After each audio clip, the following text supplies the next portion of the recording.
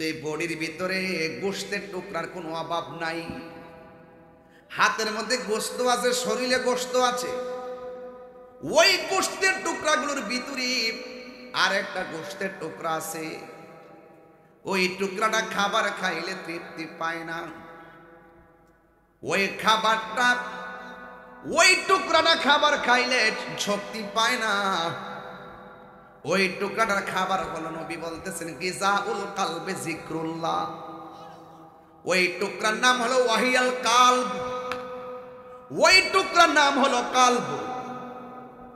আর গিজাউল কালবে যিকরুল্লাহ, ওই কলবের খাদ্য হলো আমার আল্লাহ পাকের জিকির। জুড়ে কোন সুবহানাল্লাহ। ওই কলবটা যখন সতেজ থাকে, ওই কলবটা যখন তাজা থাকে, তোমার বডিটা কবরে যাওয়ার পরে এই কলবটার কারণে বডির মধ্যে পচন ধরবে না। আর কলবটা যদি পচন ধরে যায়, কালো কালো দাগ গুনা দিয়া যদি বরবাদ হয়ে যায়, কবরে নামার পরে কবরের ভিতরে বডিটা মাটির সঙ্গে মিশে পোকা হয়ে যাবে।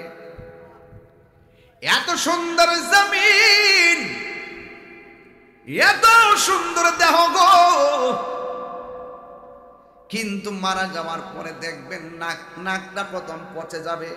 এই নাকটা পচবে আগে, নাকটা পচার পরে ভিতর দিকে পোকা এই দিকটা বের হবে।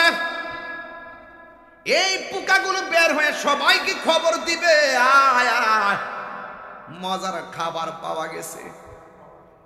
এই কীড়াগুলো আপনার অল বডির মধ্যে ধরতে ধরতে হাড্ডিতেও ধরবে। বডিটা ফুইটটা একদম পচে মাটির সঙ্গে সরে যাবে।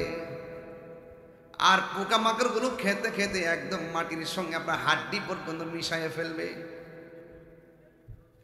এই জন্য আমার ফতেপুরের বাবা, চান্দিনার বাবা, বৃষ্টি বৃষ্টি বৃষ্টি কত আনাগুনা।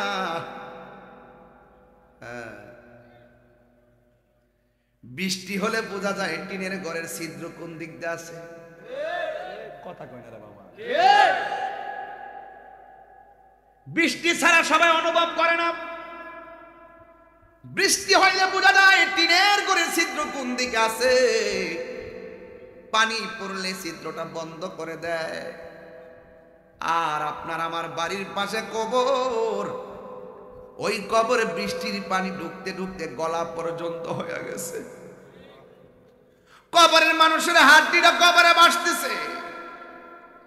আমরা নিজেরও সেই ঘর নিষ্কাশন করতে চাই না। কবরের মানুষগুলো তারা কথা বলতে পারে না। এই জন্য যুবক, নিঃশ্বাসেরই কোনো বিশ্বাস। আরো জোরে, আরো জোরে। আমার মরণের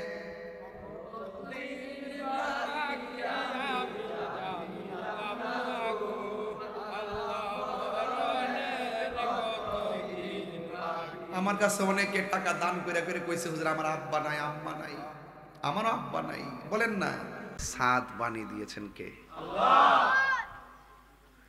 সেই ছাদের মধ্যে কি কোনো খুঁটি আছে?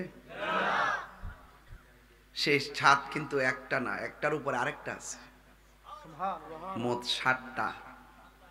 আল্লাযী খলাকা সাবআ সামাওয়াতিন তিবাকা। 7টা আসমান, একটা থেকে আরেকটা দূরত্ব হলো 500 বছরের রাস্তা। একটা বানাইছে লোহা দিয়া, আর একটা বানাইছে স্বর্ণ দিয়া, আর একটা ইয়াকুত পাথর দিয়ে, একদম ভারী ভারী উপাদান দিয়ে বানাইছে। আল্লাহ তো এখানেই হলো প্রমাণ যে এত ভারী শূন্যের উপরে রেখেছেন কোনো খুঁটি। বলুন সবকিছুর মালিক কে?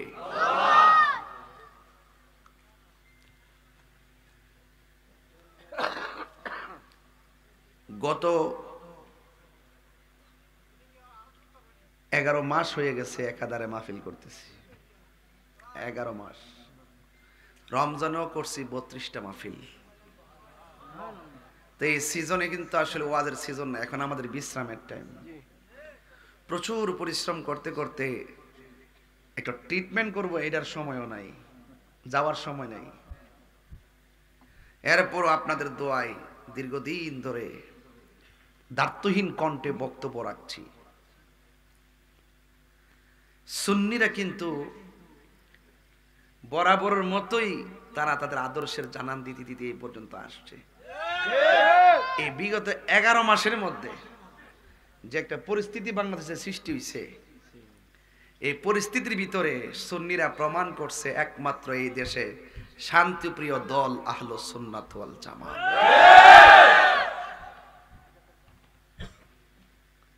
এরপরে যত দাড়িওয়ালা টুফিওয়ালা দেখতেছেন না, ইত্যা হইল সুবিধাবাদ জিন্দাবাদ। যেদিক দলটা একটু বাড়ি তার লগে যাইয়া মিলে, যখন দেখছে দলটা মানে যখন দেখছে একটু অসুবিধা হয়ে জায়গা, তখন ঠাস করে আরেক দিকে ফিরা জায়গা। কিন্তু সুন্নিরা একদিকে যে ফিরছে এটা সোনার মদিনা। ঠিক কিনা বলেন? এই জন্য আজকে স্ট্যাটাস দিছি, মুনাফিকটা কিন্তু রং পাল্টাইবার লাগে চেষ্টা করব, সুতরাং সাধু সাবধান। হ্যাঁ, তাকে বলে দিও হারামে আরাম নাই।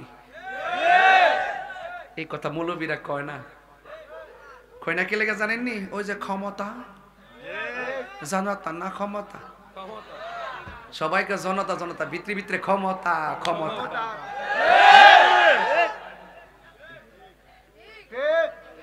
মোটামুটি কেমন দিলাম? তবে সুন্নিরা কিন্তু আর ভাগ বুক থয়া থাকার সময় নাই। আপনি যেই পীরের মুরিদ হন, আমরা এখন সব এক। যে দিকদা যামো এক দিকদা যামো। আমরা বুঝা ফেলাইছি যে এই দেশে একমাত্র বৈষম্য সৃষ্টি করা হয় সুন্নিদের সাথে। সুরর দিতে আমাদেরকে জায়গা দিছে, অন্যরা করছে কিনা? এটা বৈষম্য নয়? নুসরাত ফারিয়া নামে একজন নায়িকারে গ্রেফতার করছে এয়ারপোর্ট থেকে। ঠাস করে আবার তার মামলার এজাহার হইলো হত্যাকাণ্ড মামলা। তো পরের দিন আবার তারা জামিন দিয়ে দিছে। কিন্তু আমার ওই সুদ্দিন যে প্রকাশ্য মব কৃষির মাধ্যমে যে তারা হত্যা করলো, দিবালোকের ন্যায় যে হত্যা করলো, সেই আসামিদের কি ধরছে? এটা কি সুন্নিদের সাথে বৈষম্য নয়? আজকের এই দিনে খাজা বাকিবিল্লাহ রহমতুল্লাহ আলাইকে তারা গুম করেছিল। 21 বছর হয়ে গেছে নারায়ণগঞ্জের সেই খাজা বাকিবিল্লাহ রহমতুল্লাহ আলাইকে আমরা এখনো খুঁজে পাই নাই।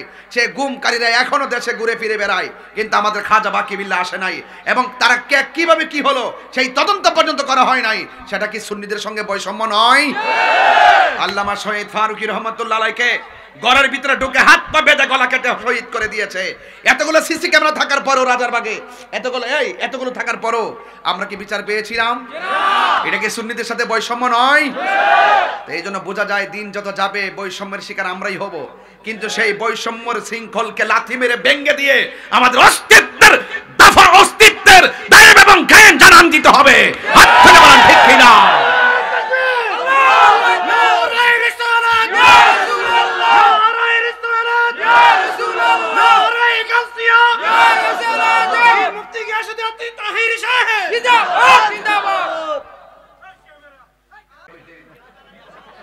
এই কথাগুলো বললে অনেকে পছন্দ করে না। যুবক ভাইরা শুনেন, এই দেশে ইসলাম আনছে আল্লাহর অলিগণ। অলি আল্লাহর মাজার ভাঙছে 89টা। এটা কি সম্প্রীতির সাথে বৈষম্য নয়? এটা কি আল্লাহর ওলিদের সাথে বিয়াদবি নয়? এরপরও কি আপনারা বলবেন যে সুন্নিরা কেন একত্রিত হবে না? অবশ্যই একত্রিত হতে হবে। কথা বলেন ঠিক কিনা? আমরা বুঝা ফেলাইছি, এই জন্য আমি দম দিছি না। আমি বলছি দেহের ভিতরে প্রাণ যতদিন আছে লড়াই হবে ইনশাআল্লাহ। এই শুনুন, আপনাদের কাছে কথা আছে। যৌক্তিক দাবির লড়াইয়ে চট্টগ্রামের জমিনে শান্তিপূর্ণ অবরোধ কর্মসূচিতে আল্লামা শহীদ রইসউদ্দিনকে যারা নির্মমভাবে হত্যা করেছে তাদেরকে গ্রেফতারের দাবিতে আমার সুন্নি সৈনিক যখন শান্তিপ্রিয় অবরোধ কর্মসূচিতে প্রতিবাদ করতেছিল, তাদেরকে উল্টা ধরে নিয়ে মিথ্যা মামলা দিয়ে এখনো তারা কারাগারে আছে।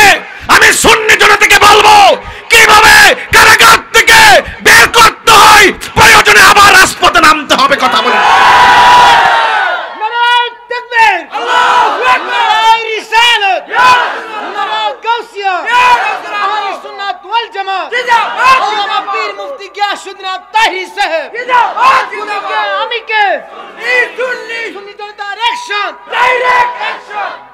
আপনার ছেলে মরলে, আপনার ছেলেকে যদি মৃত্যুর সময় পানি দিতে যাইয়া পানিটা নিয়ে যাইতো, আপনার কাছে কেমন লাগতো?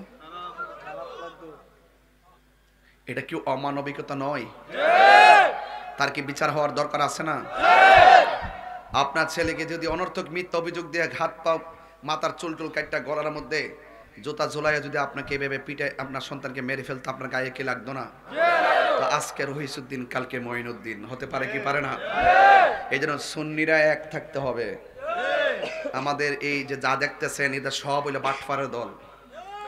এগুলা যে দিকটা রস পাই দিকটা যায়, ডলার খায়া কালার ফালডাইলা, চেয়ার ফাইয়া ইমান বেচালা, সুন্নিরা এগুলোর মধ্যে নাই। কথা বলেন ঠিক কিনা? তবে আমি পরিষ্কার কথা বলতে চাই, এই দেশে কিছু করতে গেলে সুন্নিদেরকে ছাড়া করা যাবে না। এই দেশে কোনো আইন করতে গেলে সুন্নিদের পরামর্শ নিয়েই করতে হবে। কথা বলেন ঠিক কিনা? আজকে পতিতালয়কে শ্রম আইনে যদি আনা হয়, তাহলে এটাকে বাংলাদেশের জন্য শোভনীয় হবে?